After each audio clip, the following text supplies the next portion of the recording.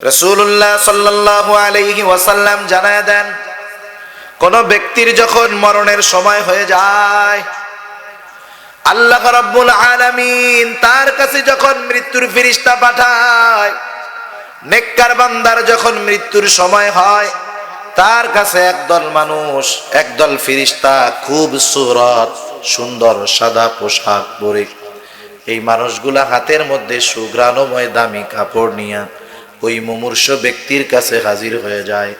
এসে বলে, ও আল্লাহর প্রিয় বান্দার রূহ, আল্লাহর রহমতের দিকে অগ্রসর হও। যখন তাকে এইভাবে বলে, মুমিন বান্দার রূহ আস্তে করে ঘামের সাথে, নাকের শ্বাসের সাথে আস্তে করে বের হয়ে যায়। নবীজি আমার বলেন, যেমন নাকি জগের থেকে গ্লাসে যখন পানি ঢালা হয়, সুন্দরভাবে ঢালা হয় আস্তে আস্তে করে। জগের থেকে পানি কেউ হঠাৎ করেই গ্লাসের উপরে ফালায় দেয় না, ফালায় দেয় নাকি? আস্তে সুন্দর করে ঢালে, খেয়াল রাখে যেন একটু পানি না পড়ে, সুন্দরভাবে গ্লাস ভরে ঠিক করে রাখে। মানুষ যেমন নাকি জগের থেকে পাত্রের মধ্যে পানি নেয়, অনুরূপ ভাবে সুন্দর ভাবে মুমিন ব্যক্তির রূহ ওই ফেরেশতাদের কাপড়ের মধ্যে চলে আসে। এইবার ওই ব্যক্তির রূহটা কাপড়ে পেঁচায় ফেরেশতারা উপরের দিকে রওনা হয়ে যায়, আসমানের দরজার কাছে চলে যায়।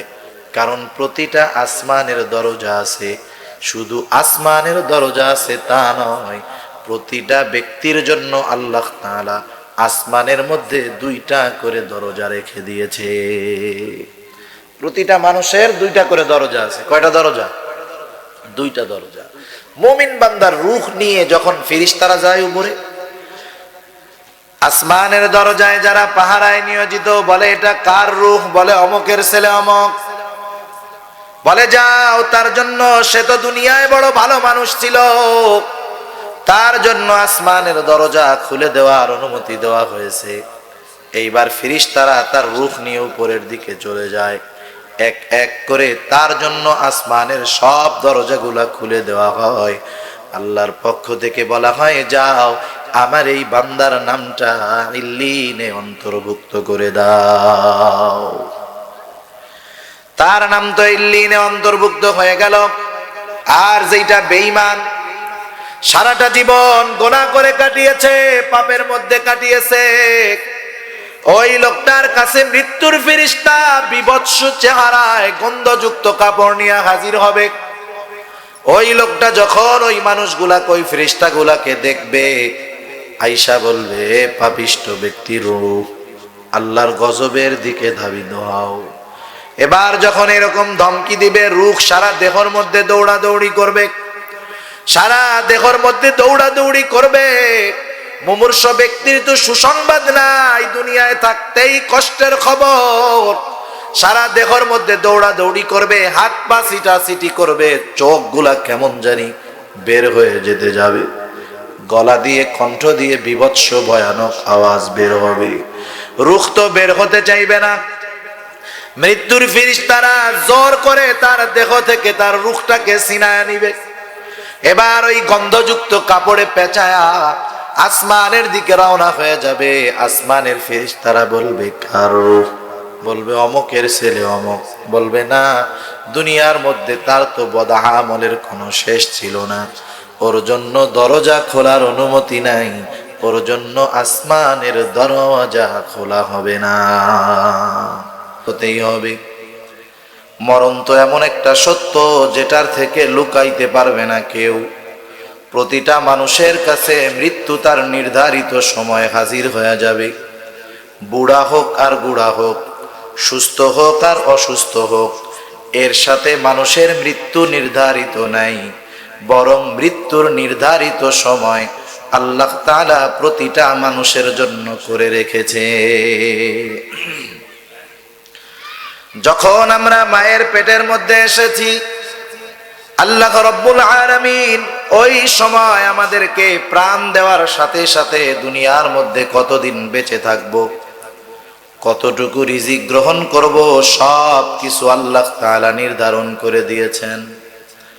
আল্লাহ তাআলা এই সময়টা নির্ধারণ করেছেন, ওই সময়টা যখন মানুষের কাছে চলে আসবে, হায়াত শেষ হয়ে যাবে, মানুষ সুস্থ থাক আর অসুস্থ থাক, যুবক হোক আর বৃদ্ধ হোক, নির্ধারিত সময় যখন চলে আসবে দুনিয়ার মধ্যে কেউ আর একটা মুহূর্ত থাকতে পারবে না। আল্লাহ রাব্বুল আলামিন আমাদেরকে জানিয়ে দেন, নির্ধারিত সময়ের এক মুহূর্ত আগে অথবা এক মুহূর্ত পরে মৃত্যু আমাদের কাছে আসবে না, যথা সময় আসবে। আল্লাহ তাআলা বলেন, ফাইযা জাআ আজালুহুম লা ইস্তাখিরুনা সাআতাও ওয়া লা ইস্তাকদিমুন। নির্ধারিত সময় যখন হয়ে যাবে, মাউত এক মুহূর্ত বিলম্ব করবে না, এক মুহূর্ত আগেও আসবে না। মুহূর্ত কাকে বলা হয়? যেমন যারা স্টপ ওয়াচ চালায় এরা বুঝবে 100 মাইক্রো সেকেন্ডে হলো 1 সেকেন্ড, 1 সেকেন্ড 100 মাইক্রো সেকেন্ডে হয়। তার মানে 1 সেকেন্ডকে যদি 100 ভাগ করা হয়, ওই 100 ভাগের এক একটা অংশকে বলা হয় এক একটা মাইক্রো সেকেন্ড।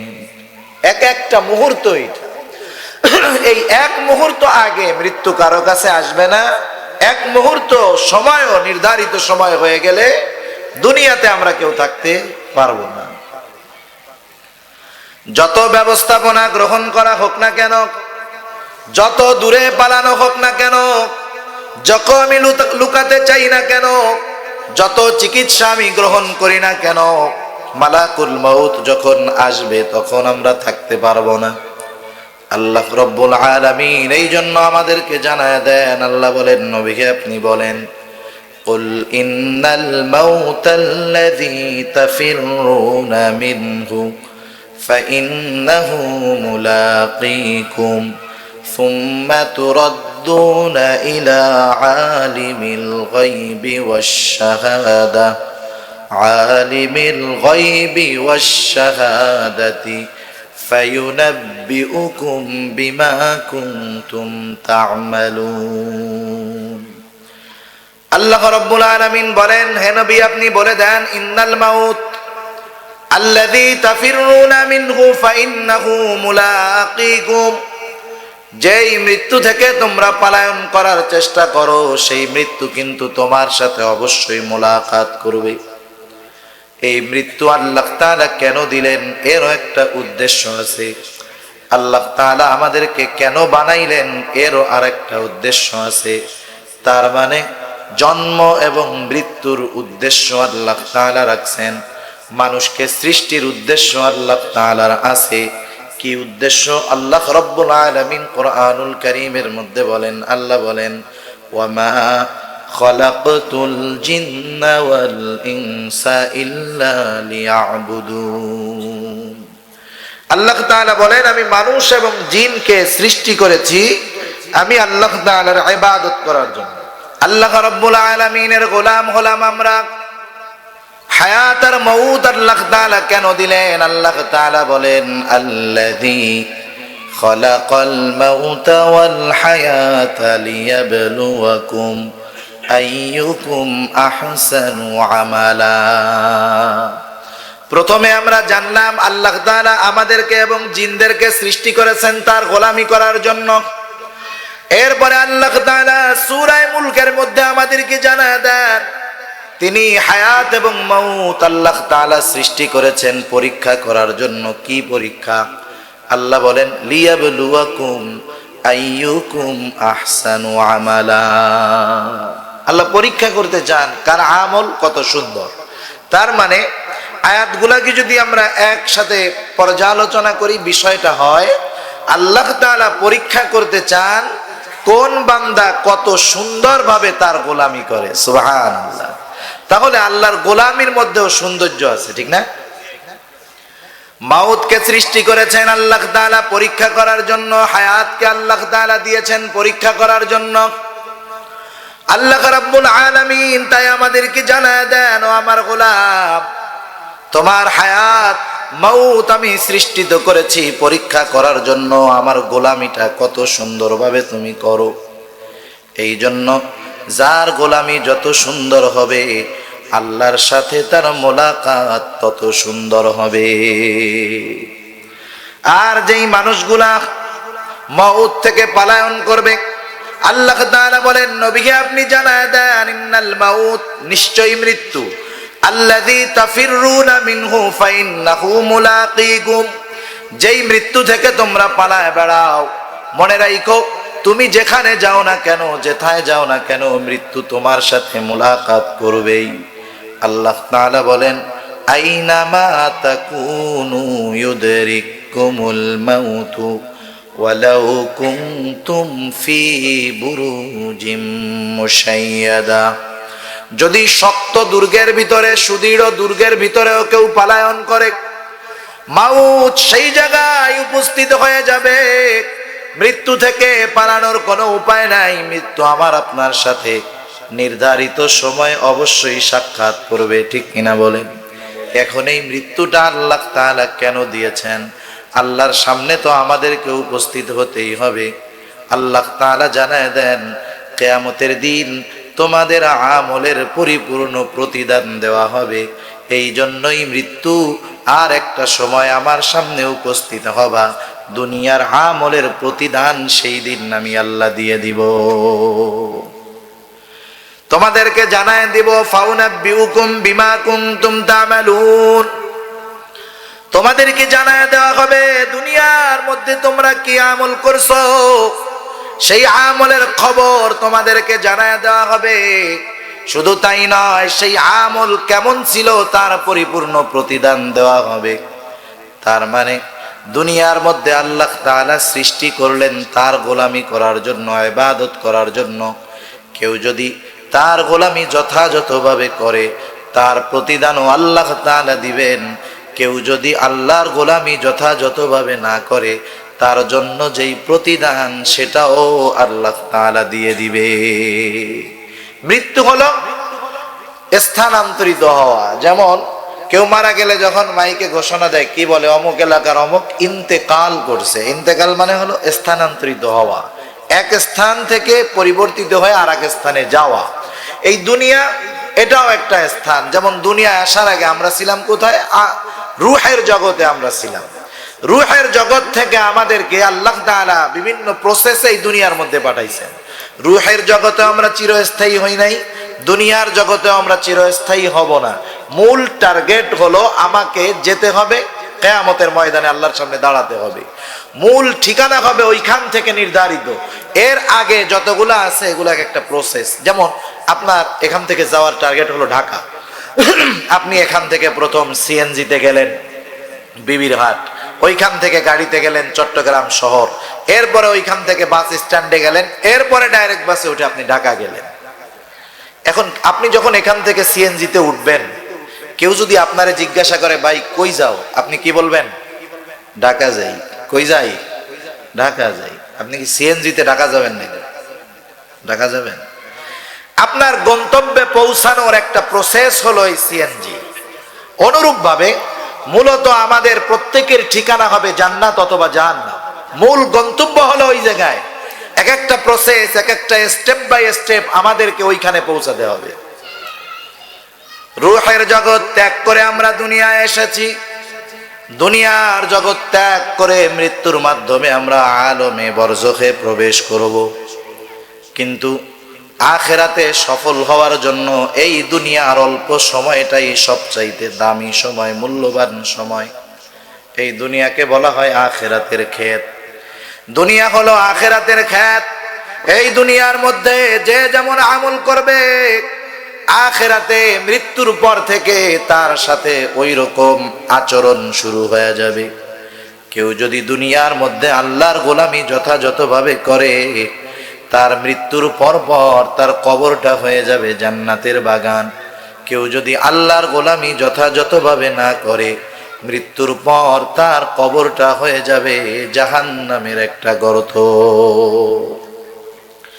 তাহলে মূল বিষয় হলো এ দুনিয়া থেকে আমাদেরকে যেতেই হবে, ঠিক কিনা বলেন? আমল সুন্দর করে এখান থেকে যদি যেতে পারি, মৃত্যুও সুন্দর, পরবর্তী প্রতিটা পথ, প্রতিটা স্টেপ, প্রতিটা ঘাটই আমার জন্য সুন্দর। সেজন্য আমার নেক্সটে কি হবে? মৃত্যু থেকে নিয়ে একবারে শেষ দিন পর্যন্ত আমার সাথে আচরণ কেমন হবে এসব কিছু নির্ভর করতেছে আল্লাহ বলেন কার আমল কত সুন্দর তার উপর। সুবহানাল্লাহ। দুনিয়ায় যার আমল সুন্দর তার মৃত্যু সুন্দর, যার আমল সুন্দর নয় তার মৃত্যুও ভালো নয়।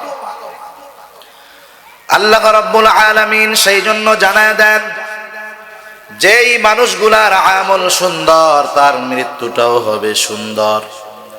আল্লাহ তাআলা তার মুমিন বান্দাদের মৃত্যু কেমন হবে, আর যেই মানুষগুলা তার নাফরমানি করেছে তাদের মৃত্যু বা কেমন হবে আল্লাহ তাআলা জানায় দিয়েছেন।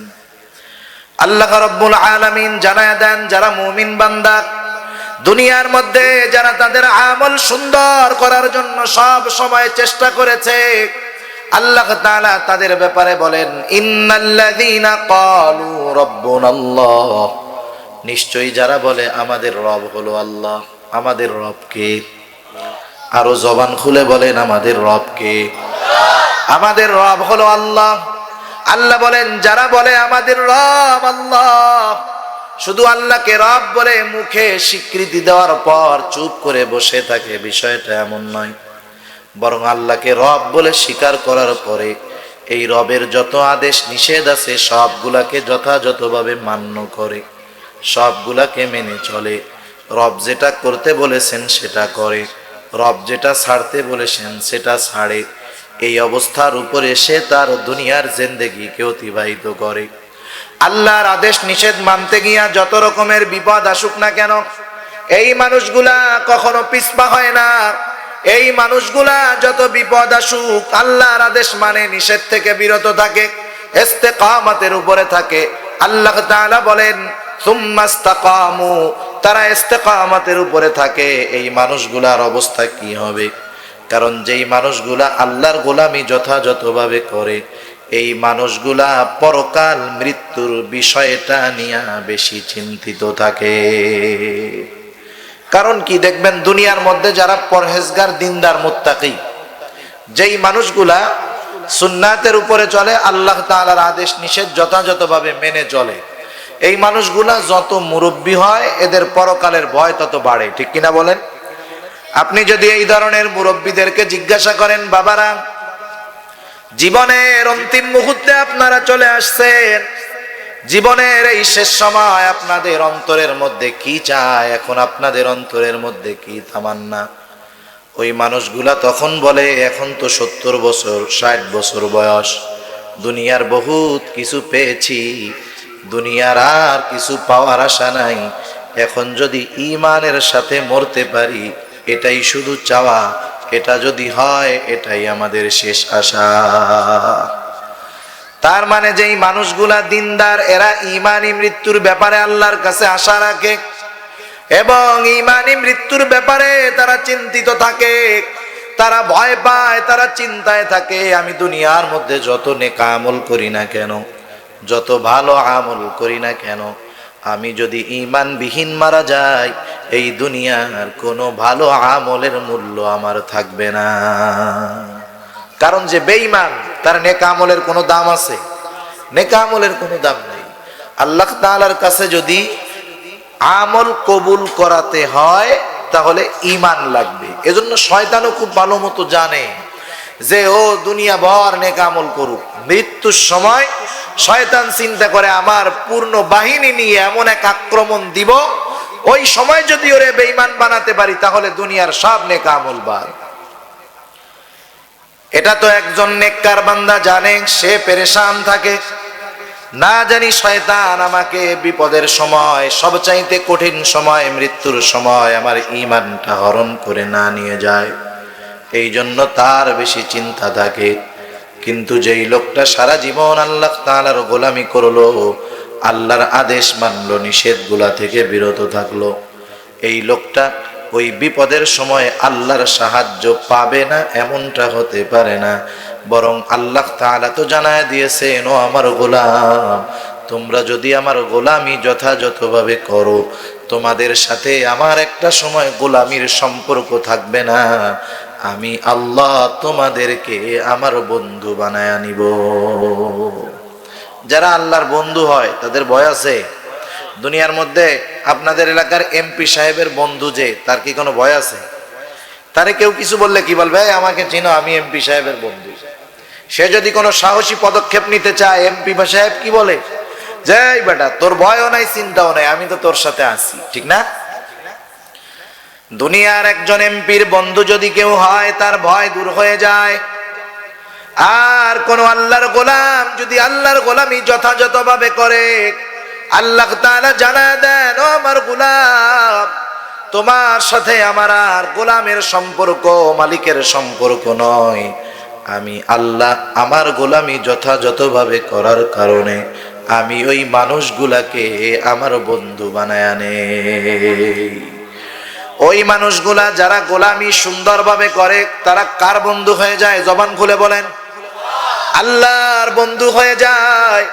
আল্লাহ তাআলা তার বন্ধুদের ব্যাপারে জানায় দেন, আল্লাহ বলেন, আলা ইন্না আউলিয়া আল্লাহি লা খাউফুন আলাইহিম ওয়ালা হুম ইয়াহজানুন। আল্লাহ রাব্বুল আলামিন বলেন, জেনে রাখো, ইন্না আউলিয়া আল্লাহ, যারা আল্লাহর বন্ধু, যারা আল্লাহর ওলি। আল্লাহর বন্ধু আল্লাহর ওলি মানুষই তো হয়, ঠিক কিনা বলেন? আল্লাহর গোলামি আল্লাহর বন্ধু হয়। যেই গোলাম সুন্দরভাবে গোলামি করে, সে আল্লাহর বন্ধু হয়। আল্লাহ বলেন, ও আমার গোলাম, তুমি গোলামি করার কারণে আমার বন্ধু। আর যে আমার বন্ধু হয়, লা খাউফুন আলাইহিম ওয়ালা হুম ইয়াহজানুন। যে আল্লাহর গোলাম বন্ধু হতে পারে আল্লাহ, আল্লাহ বলেন তার ভয়ও নাই, তার চিন্তাও নাই। মুফাসসিরিনে কেরাম বলেন, আল্লাহর ওলি যারা, এদের ভয় শুধু দুনিয়া না, দুনিয়ায়ও নাই, আখিরাতেও নাই। সুবহানাল্লাহ বলেন। আল্লাহ তাআলা আল্লাহর ওলিদেরকে দুনিয়ার অভয় দান করছে। এখন তার বন্ধুর মৃত্যুর সময় বন্ধু তো চিন্তা করতেছে, না জানি শয়তান ধোঁকা দিয়ে আমাকে বেঈমান বানায় ফেলে। আল্লাহ রাব্বুল আলামিন জানায় দেয়, ও আমার গোলাম, তুমি গোলামি যথাযথভাবে করছো, তুমি তো আমার বন্ধু। আর আমি আল্লাহ জানিয়ে দিয়েছি, যারা আমার বন্ধু তাদের দুনিয়ায়ও ভয় নাই, আখিরাতেও ভয় নাই। তুমি চিন্তা করো না, শয়তান যদি তোমাকে ধোঁকা দেওয়ার জন্য তার বাহিনী নিয়ে তোমার কাছে হাজির হয়, তোমার চিন্তা নাই, আমি আল্লাহ আসমান হতে আমার ফেরেশতার বাহিনী তোমার কাছে পাঠায়া দিব। আল্লাহ তাআলা বলেন, যারা ইস্তেকামাতের উপরে থাকে, আল্লাহর আদেশ নিষেধ মানে, জীবন চলে যায় যাক, তবু আল্লাহর নাফরমানি করে না, এই মানুষগুলার মৃত্যুর সময় আল্লাহ তাআলা বলেন, তাতানাজ্জালু আলাইহিমুল মালাইকা। আল্লাহ তাআলা তার ওই ওলি বন্ধুর কাছে আসমান হতে ফেরেশতার বাহিনী পাঠায়া দেয়। ফেরেশতার বাহিনী মুমূর্ষ ব্যক্তির কাছে চলে আসে, যার মৃত্যু নিশ্চিত, আল্লাহর খাঁটি বান্দা, তার কাছে আল্লাহর বাহিনী, ফেরেশতার দল উপস্থিত হয়ে যায়। এই ফেরেশতা আইসা ওই মানুষটাকে সান্ত্বনা দেয়, কারণ তার অন্তরের মধ্যে চিন্তার ভয়, না জানি শয়তানের ধোঁকায় পড়ে যায়, যদি ধোঁকায় পড়ে বেঈমান হই, জাহান্নাম ছাড়া উপায় নাই। এবার ওই ফেরেশতারা আল্লাহর পক্ষ থেকে সংবাদ এনে তাকে বলে, ও আল্লাহর বন্ধু, চিন্তা করো না, আল্লাহ তাখাফু ওয়ালা তাহজানু। হে আল্লাহর বান্দা, তুমি ভয়ও পেও না, চিন্তাও করো না।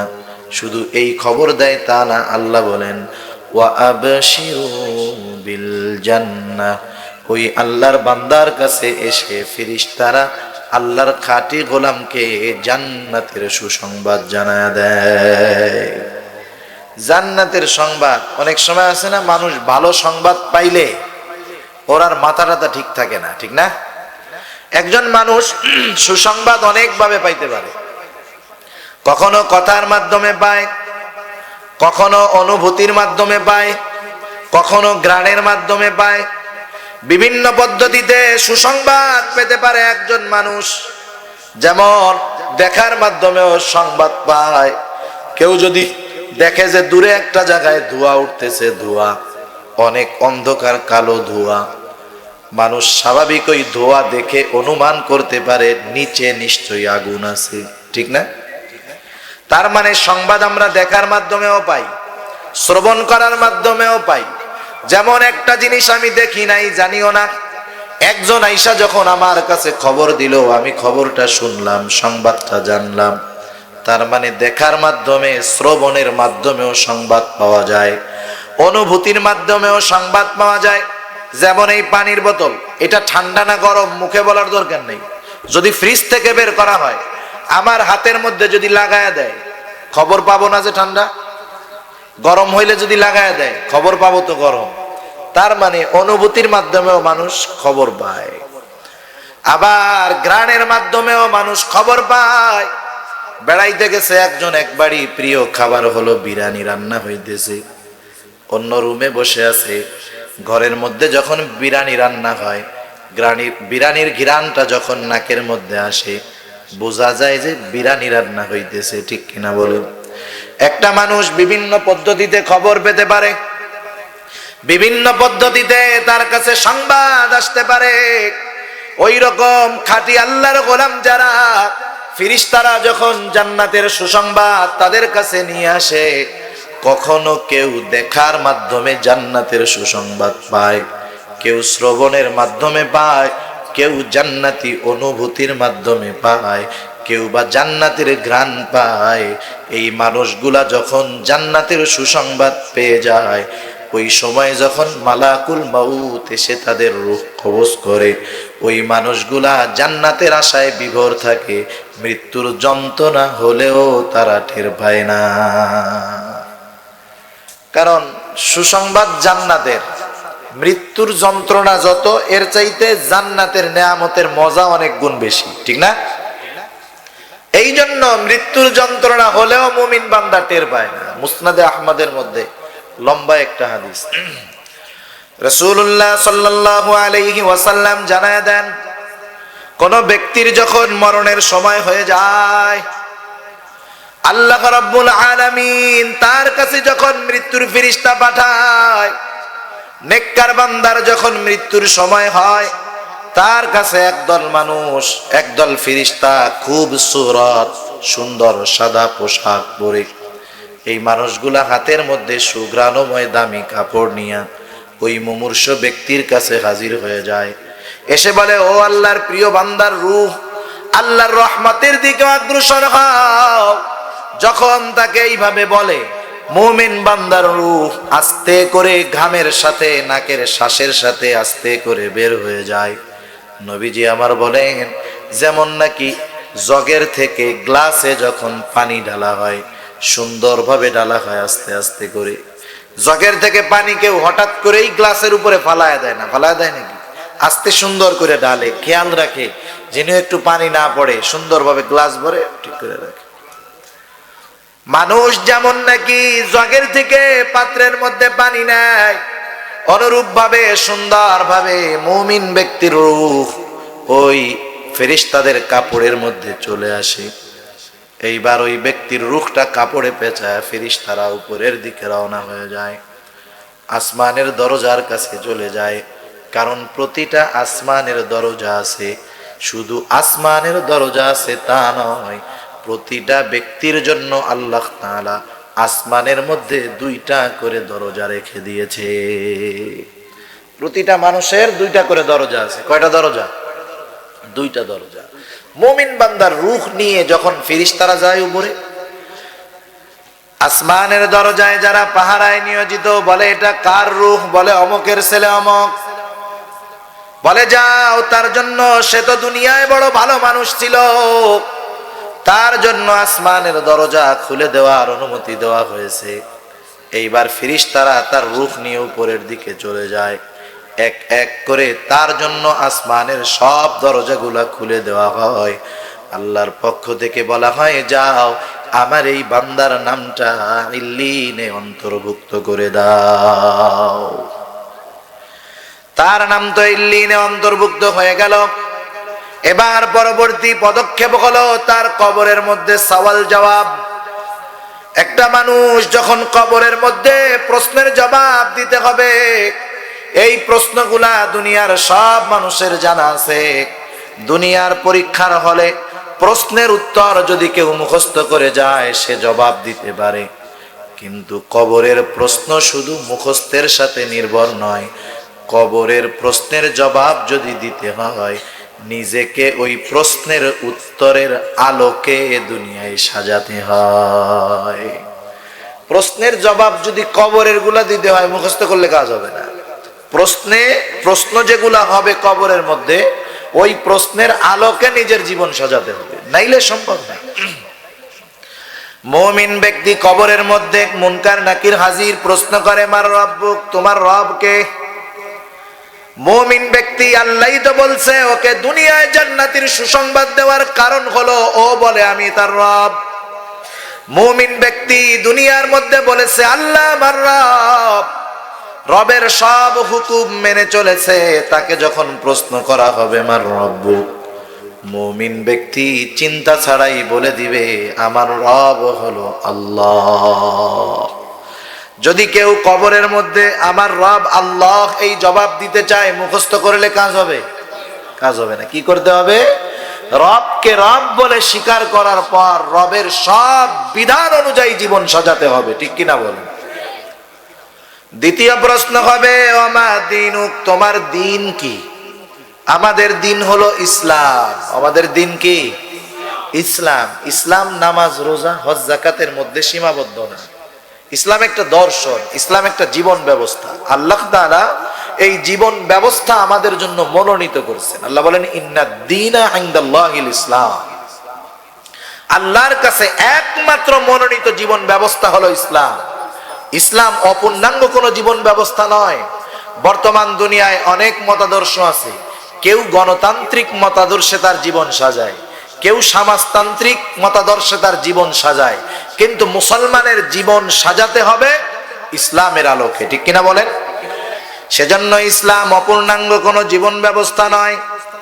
ইসলামের মধ্যে সমাজ জীবন কিভাবে একটা মুমিন পরিচালিত করবে সব আছে। সামাজিক জীবন, রাজনৈতিক জীবন, পারিবারিক জীবন, ব্যক্তিগত জীবন, অর্থনৈতিক জীবন একজন মুমিন কিভাবে সাজাবে, ইসলামের মধ্যে সব কিছু আছে। কোরআন সুন্নাহকে যদি তার সামনে রাখে, তার জন্ম থেকে মৃত্যু পর্যন্ত কিভাবে চলতে হবে সব নির্দেশনা ইসলামের মধ্যেই পাওয়া যায়। কিন্তু আমরা আমাদের ক্ষেত্রে হয় কি, আমরা ব্যক্তিগত জীবন একরকম, আমাদের অর্থনৈতিক জীবন আর একরকম, সামাজিক জীবন একরকম, রাজনৈতিক জীবন আর একরকম, আছে না নাই বলে? আমাদের আংশিক ইসলাম আছে আমাদের জীবনে, আমরা মসজিদে মুসলমান, বাহিরে সেকুলার, ঠিক কিনা বলেন? আমাদের অবস্থা তো এইরকম, আমরা ইসলামের মধ্যে পরিপূর্ণ নাই। কারণ কেউ যদি বলে ইসলামে রাজনীতি নাই, ইসলামে রাজনীতি আছে তো, আছে না?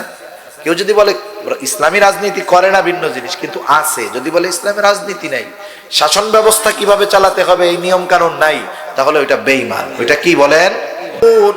এবং পরিপূর্ণ মুসলমান না হয়ে তোমরা মৃত্যুবরণ করো না। ইমানদারদেরকে উদ্দেশ্য করে পরিপূর্ণ মুসলমান হতে বলল আল্লাহ।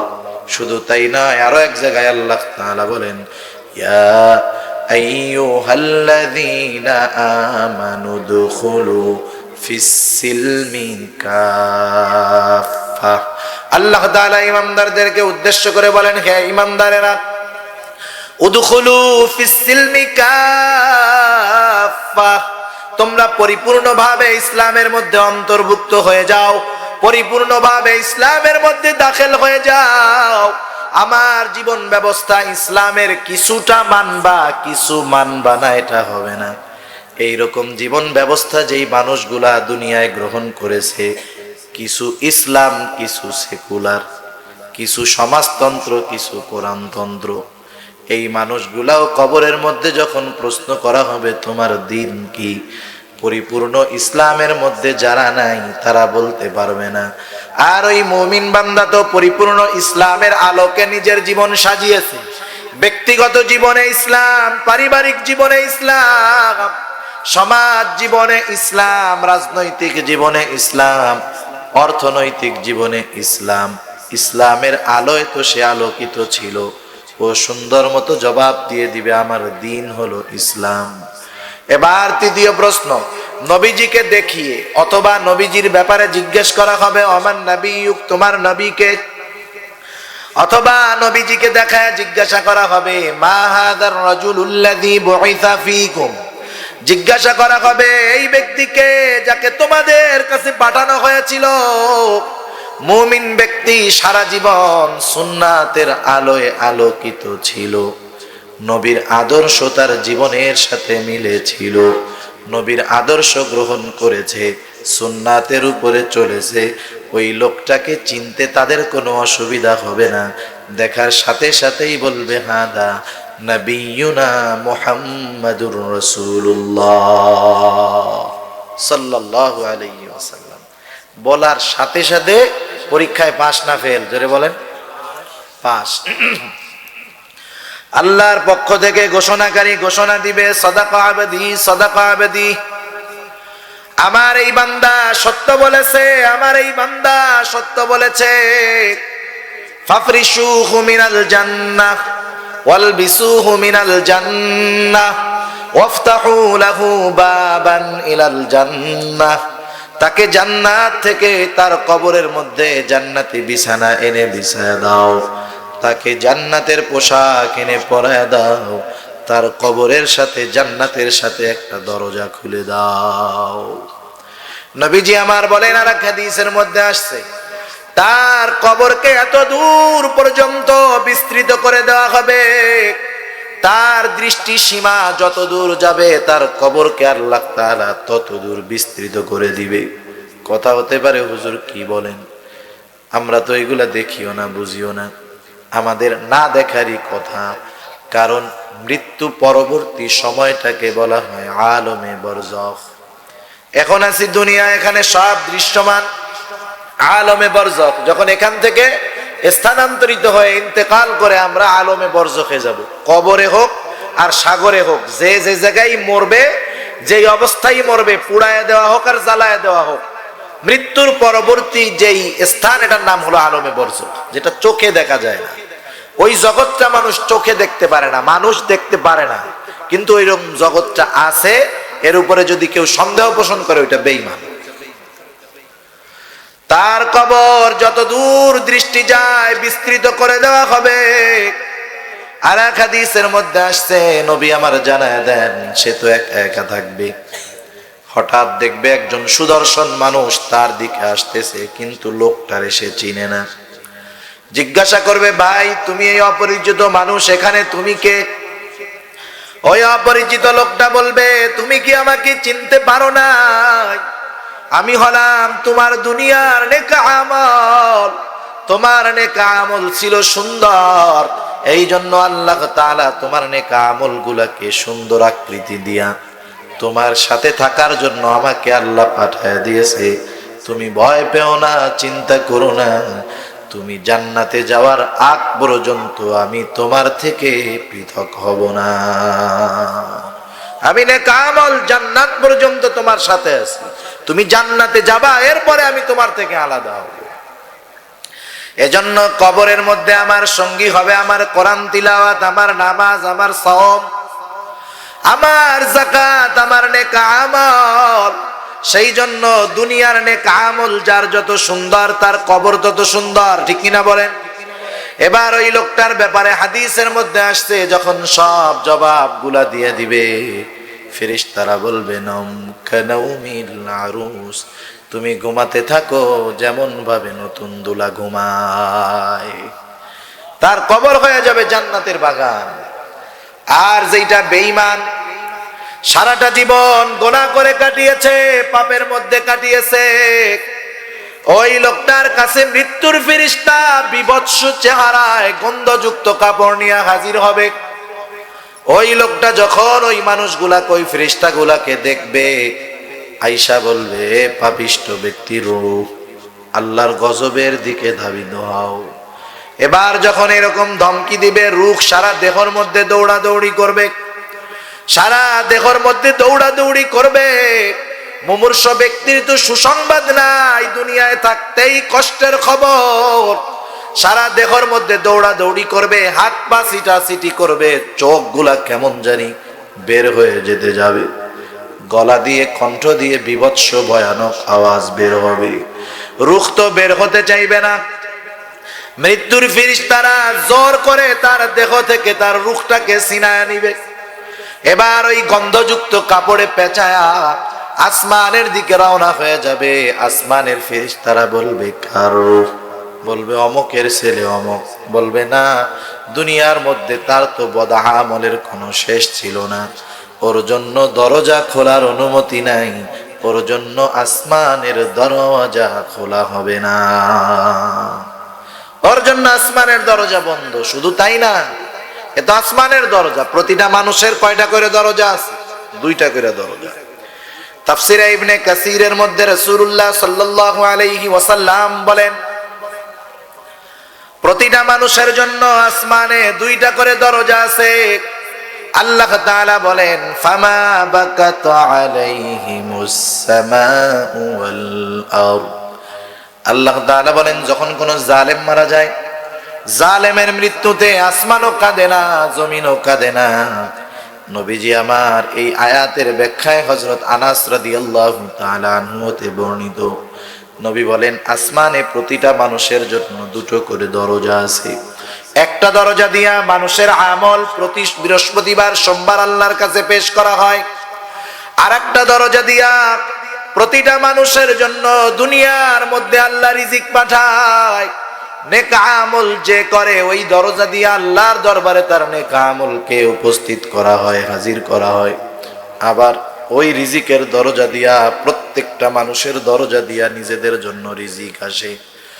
যখন কোন জালেম মারা যায়, জালেমের মৃত্যুতে ওই দরজাগুলা কাঁদে না। নবীজি আমার বলেন, আনাস রাদিয়াল্লাহু তাআলা আনহু হতে বর্ণিত, যে ওই দুইটা মুমিনের যেই দুইটা দরজা, যখন কোন মুমিন দুনিয়া থেকে মারা যায়, ওই দুইটা দরজা কান্না করা শুরু করে আর বলে, আমারে আমার মুমিন ভাইটা মুমিন মারা গেল, আজকে থেকে তার নেক আমল আমি দরজার মধ্যে দিয়ে আর আসবে না। ওই রিজিকের দরজা বলে, আজকে থেকে আমার মধ্য দিয়ে ওই নেককার বান্দার জন্য রিজিক আর যাবে না। শুধু আসমানের দরজা কান্না করে তা নয়, ওই লোকটার জন্য জমিন পর্যন্ত কান্না করে। জমিনের যেই জায়গা দিয়ে মুমিন বান্দা চলতো, সেই জায়গাগুলা কান্না করে আর আফসোস করে। আর জালেম যখন মারা যায়, আসমানের দরজা তো কাঁদেই না, এই জমিনগুলাও তার জন্য কাঁদে না, বরং তারা বলে, একটা জালেম দুনিয়া থেকে চলে গেল, বড় ভালোই হলো। ভালো মানুষ মারা গেলে শুধু তার জন্য মানুষ কাঁদে তা না, তার জন্য আসমান জমিন পর্যন্ত কান্না করে। সুবহানাল্লাহ বলেন। এমন জীবন গঠন করার দরকার আছে না? এজন্য কবি কত সুন্দর কথা বলেন, এমন জীবন তুমি করিও গঠন, মরণে হাসিবে তুমি কাঁদিবে ভুবন, মরণে হাসিবে তুমি কাঁদিবে ভুবন। মানুষেরা তোমার মৃত্যুতে শুধু কানবে না, আসমান জমিনও কান্না করবে। মানুষ তো কান্না করবে, এমন জীবনটা যে গঠন করতে চায়, তার আমলটা দুনিয়ায় সুন্দর করা চাই। এখন ওই জালেম, ওর জন্য দরজা খোলা হবে না, ওর এবার বলা হবে ওর নামটা সিজ্জিনের মধ্যে অন্তর্ভুক্ত করে দাও। ওর কবরের মধ্যে প্রশ্ন জবাব শুরু হয়ে যাবে। ওকে প্রশ্ন করবে, মার রব্বুক, তোমার রব কে? যে সারা জীবন রবের বিরোধিতা করছে, ও বলতে পারবে আমার রব আল্লাহ? কাজ হবে? ও বলবে লা আদরি, আমি কিছুই জানি না। এবার দ্বিতীয় প্রশ্ন, তোমার দিন কি? সারা জিন্দেগি ইসলামের বিরোধিতা করেছে, ইসলামের পক্ষে যারা তাদেরও বিরোধিতা করেছে। ও বলবে লা আদরি, আমি কিছুই জানি না। তৃতীয় প্রশ্ন করবে, আমান নাবিয়ুক, অথবা নবীজিকে দেখায় বলা হবে, মা হাযার রাজুলুল্লাযী বুইসা ফীকুম, এই ব্যক্তিকে যাকে তোমাদের কাছে প্রেরণ করা হয়েছিল। ও বলবে না, আমি কিছুই জানি না। আল্লাহর পক্ষ থেকে ঘোষণা আসবে, কাযাবা আবদি কাযাবা আবদি ফাফরিশুহু মিনান নার ওয়ালবিসুহু মিনান নার ওয়াফতাহু লাহু বাবান ইলান নার। আল্লাহর পক্ষ থেকে ঘোষণা আসবে, আমার এই বান্দা মিথ্যা বলেছে, মিথ্যা বলেছে। জাহান্নাম থেকে আগুনের বিছানা এনে তার কবরের মধ্যে বিছায়া দাও, জাহান্নাম থেকে আগুনের পোশাক এনে তাকে পরায় দাও, জাহান্নামের সাথে তার কবরের সাথে একটা সংযোগ করে দাও। তার কবরটা হয়ে যাবে একটা জাহান্নামের গর্ত। নবীজি আমার আর হাদিসের মধ্যে বলেন তার কবরটা এত সংকীর্ণ হয়ে যাবে, দুই পাশের মাটি সংকীর্ণ হয়ে যাবে, এমন জোরে তাকে চাপ দেওয়া হবে এক পাজরের হাড় অপর পাজরের মধ্যে ঢুকে যাবে। শুধু তাই নয়, তার কাছে একজন দেখতে এত কুদসিত বিভৎস একজন ব্যক্তি ওই কষ্টের মধ্যে তার কাছে উপস্থিত হবে। তাকে দেখার পরে তার কষ্টটা আরো বেড়ে যাবে। বলবে তুমি কে? বলবে তুমি কি আমাকে চিনতে পারো নাই? আমি তো তোমার দুনিয়ার সেই বদ আমল, আমি তোমার দুনিয়ার সেই অসুন্দর আমল যেইগুলাকে আল্লাহ কুশ্রী আকৃতি দিয়ে তোমার কাছে পাঠায় দিয়েছে। তুমি এত চিন্তা করো না, তুমি জাহান্নামে না যাওয়ার আগ পর্যন্ত আমি বদ আমল তোমার কাছ থেকে আলাদা হব না।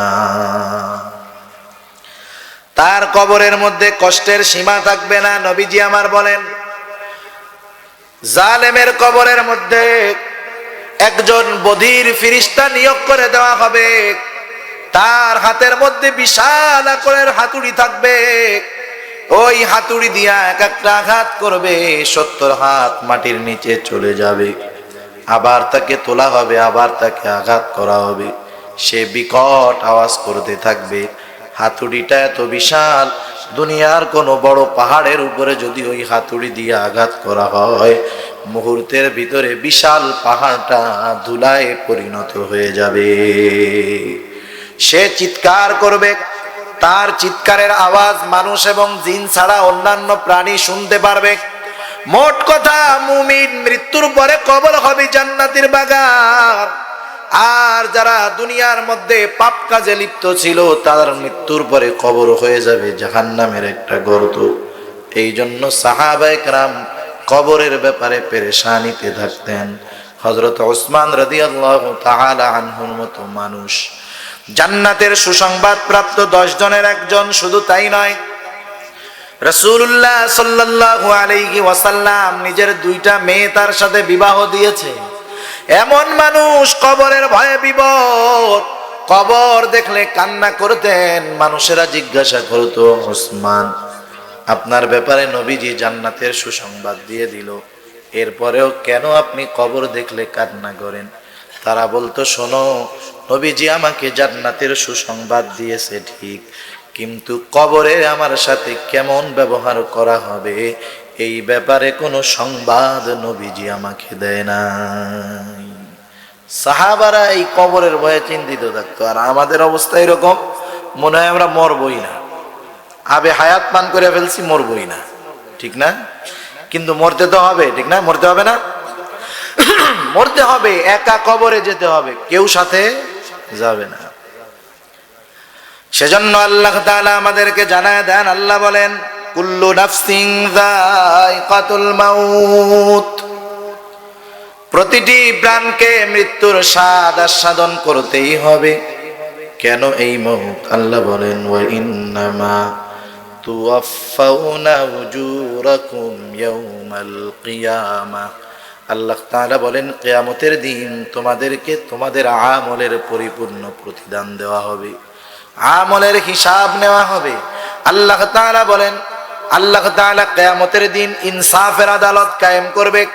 আল্লাহ রাব্বুল আলামিন বলেন ওয়া নাযাউল মাওয়াজিনাল কিসতা লিয়াউমিল কিয়ামাহ ফালা তুযলামু নাফসুন শাইআ ওয়া ইন কানা মিসকালা হাববাতিন মিন খারদালিন আতাইনা বিহা ওয়া কাফা বিনা হাসিবিন। আল্লাহ রাব্বুল আলামিন বলেন আমি কিয়ামতের দিন ইনসাফের আদালত কায়েম করব। এমন আদালত আল্লাহ কায়েম করবে, আল্লাহ বলেন ফালা তুযলামু নাফসুন শাইআ, যেই আদালতে কারো প্রতি ন্যূনতম জুলুম করা হবে না। দুনিয়ার আদালতে মানুষের উপরে বেইনসাফি করা হয়, কিন্তু আল্লাহর আদালতে জুলুম নাই, শুধু ইনসাফ। আল্লাহ তাআলা বলেন ওয়া ইন কানা মিসকালা হাববাতিন মিন খারদালিন আতাইনা বিহা, দুনিয়ার মধ্যে কেউ যদি সরিষা দানা পরিমাণ কোনো আমল করে থাকে, সেটা নেক আমল হোক আর বদ আমল হোক, আল্লাহ বলেন আতাইনা বিহা, এটাকে হাজির করা হবে। শুধু আল্লাহ হাজির করবেন তা নয়, আল্লাহ বলেন কাফা বিনা হাসিবিন, হিসাব তো নেওয়াই হবে, আর হিসাব নেওয়ার জন্য আমি আল্লাহ যথেষ্ট। সুবহানাল্লাহ বলেন। হিসাব নিতে পারবে না আল্লাহ? হিসাবের পরেই তো আমাদেরকে দেওয়া হবে পরিপূর্ণ প্রতিদান, এই কথাই আল্লাহ তাআলা বলেন ওয়া ইন্নামা তুওয়াফাউনা উজুরাকুম ইয়াউমাল কিয়ামাহ, কিয়ামতের দিন মানুষকে তার পরিপূর্ণ প্রতিদান দেওয়া হবে। কিসের প্রতিদান? দুনিয়ায় যে যেমন আমল করেছে সেই আমলের পূর্ণাঙ্গ প্রতিদান কিয়ামতের দিন আল্লাহ তাআলা দিবেন। আল্লাহ তাআলা এরপরে জানায় দেন সেই দিন সফল হবে কারা। আল্লাহ তাআলা বলেন ফামান যুহজিহা আনিন নার ওয়া উদখিলাল জান্নাতা ফাকাদ ফাজ, সেই দিন যারা জাহান্নাম থেকে বেঁচে জান্নাতে যাবে, আল্লাহ বলেন ফাকাদ ফাজ, এই লোকগুলা হয়ে যাবে সফল, এই লোকগুলাই চূড়ান্ত দিনের চূড়ান্ত সফল। এখন কথা হলো মানুষ কেন কিয়ামতের ময়দানে ব্যর্থ হবে? মানুষ কিয়ামতের ময়দানে ব্যর্থ হওয়ার অন্যতম কারণ হলো মানুষের মধ্যে যখন দুনিয়ার নেশা ঢুকে যায়, ওই মানুষগুলা অবৈধ পথে যায়, আল্লাহর পথ থেকে বিচ্যুত হয়ে যায়। সেজন্য কিয়ামতে তো আমাদেরকে আল্লাহর সামনে দাঁড়াতে হবে, হবে না? বলেন হবে না? এই দুনিয়া থেকে কিয়ামত হলো গন্তব্য, আর মৃত্যু হলো একটা স্টেপ, এরপরে এক জগৎ, এই জগৎ, এই জগৎ, যত জগৎ থাকুক মূল জগৎ হলো এই দুনিয়া। কারণ এই দুনিয়ায় যে যেমন করেছে চূড়ান্ত দিনে চিরন্তন ফলাফল তার জন্য তেমন হবে, ঠিক কিনা বলেন? এজন্য নবী আমার বলেন আকসিরু যিকরা হাদিমিল লাযযাত, তোমরা ওই জিনিসের স্মরণ বেশি বেশি করো যা সব জিনিসের স্বাদকে বিনষ্ট করে দেয়। আমরা যদি মৃত্যুর স্মরণটা বেশি বেশি করি, আমল সুন্দর হবে, নেক কাজ সুন্দর হবে। যদি এটা আমাদের অভ্যাসে আনতে পারি, যে এই অভ্যাস আমাদের মধ্যে যদি এসে যায় যে নামাজের 5 মিনিট আগে মৃত্যুর একটু চিন্তা করব, এই নামাজটা আমার জীবনের শেষ নামাজ, এই নামাজের পরে আর নামাজ পড়ার সুযোগ না হতে পারে, মৃত্যুর বিষয় একটু চিন্তা করব, আত্মীয় স্বজন থেকে দুই একজন মারা গেছে তাদের কথাটা একটু মনে করব, দেখবেন মৃত্যুর স্মরণ এর পরের যেই নামাজ, ওই নামাজ হবে সুন্দর, ঠিক কিনা বলেন? ওই নামাজ হবে একেবারে অন্তর আল্লাহর দিকে ধাবিত হওয়া নামাজ। এরকম ভাবে প্রতিটা নেক আমলের আগে মৃত্যুর স্মরণ, বেশি বেশি মৃত্যুর স্মরণ যারা করে, বুজুর্গানে দিন বলেন, তাদের আমল সুন্দর হয়ে যায়। সুবহানাল্লাহ। সেজন্য আল্লাহ তাআলা আমাদেরকে বেশি বেশি মৃত্যুর স্মরণ করার তৌফিক দান করুক, ঈমানের উপরে রাখুক, ঈমান সহকারে দুনিয়া থেকে আমাদের বিদায় নেওয়ার তৌফিক আল্লাহ দান করুক। সবাই বলি আমিন।